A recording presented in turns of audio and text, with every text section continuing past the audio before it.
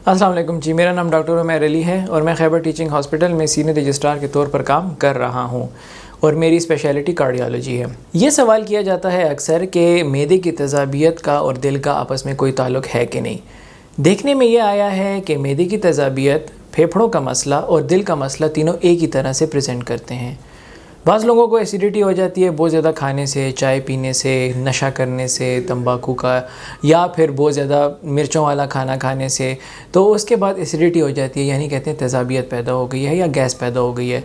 उससे क्या होता है कि चूँकि मैदा डायफ्राम यानी ऐसी झिल्ली जिसके ऊपर दिल पड़ा हुआ है कुदरती तौर पे, उसके नीचे बिल्कुल मैदा होता है।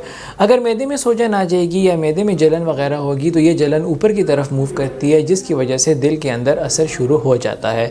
तो आपको यूँ लगता है जैसे मुझे हार्ट अटैक है, ऐसा कुछ नहीं होता। तेज़ाबियत में इंसान घबरा जाता है, सांस लेना मुश्किल हो जाती है, दिल पे बोझ आता है, तो इंसान कहता है यार ये तो कोई दिल का मसला है। लिहाजा ऐसा कोई ताल्लुक़ नहीं है। किया जा सकता है, आप जब कभी भी तेज़ाबियत हो बिल्कुल सीधा होकर बैठ जाएं और कोई भी मैदे की दवाई आपके पास मौजूद हो वो ले लें।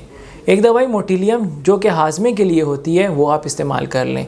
अगर फिर भी आराम ना आए तो समझें कि ये तेज़ाबियत नहीं, कोई ना कोई और चक्कर चल रहा है, तो फिर आप फ़ौरन अपने डॉक्टर से रुजू करें, वरना ऐसे घबराने की कोई बात नहीं। शुक्रिया।